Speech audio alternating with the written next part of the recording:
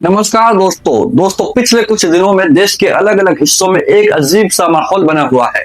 सड़कों पर प्रदर्शन हो रहे हैं, नारे लग रहे हैं, यूजीसी रोल बैक, मोदी सरकार मुर्दाबाद। लेकिन इस बार दोस्तों कहानी थोड़ी अलग है, क्योंकि दोस्तों यह विरोध किसी अल्पसंख्यक समुदाय की तरफ से नहीं बल्कि खुद हिंदू समाज के भीतर से उठ रहा है।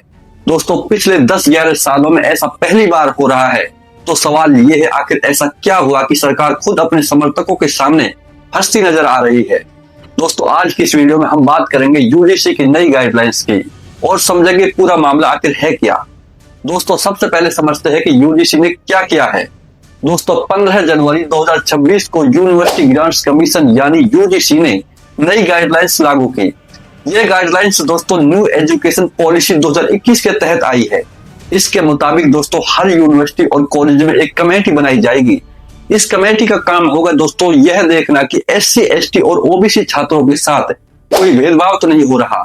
अगर किसी छात्र के साथ जाति के आधार पर अपमान, छेड़छाड़ या भेदभाव होता है तो वह छात्र सीधे इस कमेटी में शिकायत कर सकता है। शिकायत सही पाई गई तो दोषी छात्र पर कार्रवाई होगी। यहाँ तक कि दोस्तों यूनिवर्सिटी से निष्कासन भी हो सकता है। पहले ये नियम दोस्तों सिर्फ एससी और एसटी छात्रों के लिए था, लेकिन अब दोस्तों ओबीसी छात्रों को भी इसमें शामिल कर लिया गया है। दोस्तों यहीं से पूरा विवाद शुरू होता है। दोस्तों अब समझते हैं विरोध क्यों हो रहा है। दोस्तों देश के कई हिस्सों में अपर कास्ट छात्र और उनके परिवार सड़कों पर उतर आए हैं। उनका कहना है, पहली बात इस कानून का गलत इस्तेमाल हो सकता है। दूसरी बात, सिर्फ आरोप के आधार पर किसी का भविष्य खराब किया जा सकता है। और तीसरी बात, नई गाइडलाइंस में झूठी शिकायत करने वालों के लिए कोई साफ सजा तय नहीं है। उनका डर है कि दोस्तों बिना जांच के अपर कास्ट छात्रों को कॉलेज से बाहर किया जाएगा। इसी डर की वजह से दोस्तों कई जगहों पर बहुत उग्र प्रदर्शन देखने को मिले। सोशल मीडिया पर ऐसे वीडियो भी आए जहां लोग अजीब तरीकों से विरोध कर रहे हैं। लेकिन अब दोस्तों दूसरी तरफ की बात को भी सुनिए। ओबीसी और दलित संगठनों का कहना है भेदभाव आज भी मौजूद है, खासकर दोस्तों शैक्षणिक संस्थानों में। ओबीसी छात्रों को अक्सर कम मेरिट वाला कहा जाता है, उनका मजाक उड़ाया जाता है, उन्हें बराबरी का सम्मान नहीं मिलता।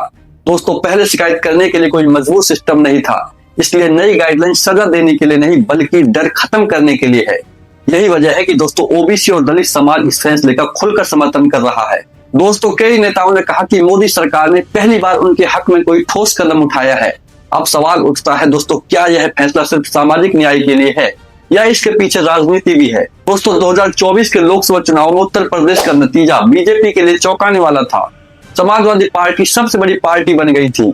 ओबीसी वोटों का बड़ा हिस्सा बीजेपी से खिसक गया। और याद रखिए दोस्तों यूपी में सबसे बड़ा वोट बैंक ओबीसी समाज का है। दोस्तों 2027 में विधानसभा चुनाव आने वाले हैं। ऐसे में यूजीसी की ये गाइडलाइन सरकार का एक संदेश भी है कि हम सिर्फ धर्म की नहीं सामाजिक न्याय की भी बात करते हैं। दोस्तों अब असली सवाल, अगर कोई भेदभाव नहीं करता तो उसे इस कानून से डर क्यों लग रहा है। जब कानून दूसरों पर लागू होता था तब लोकतंत्र याद नहीं आया। आज दोस्तों जब वही कानून अपने दायरे में आता दिख रहा है तो संविधान याद आ रहा है। दोस्तों क्या सच में देश में बराबरी पूरी तरह हो चुकी है?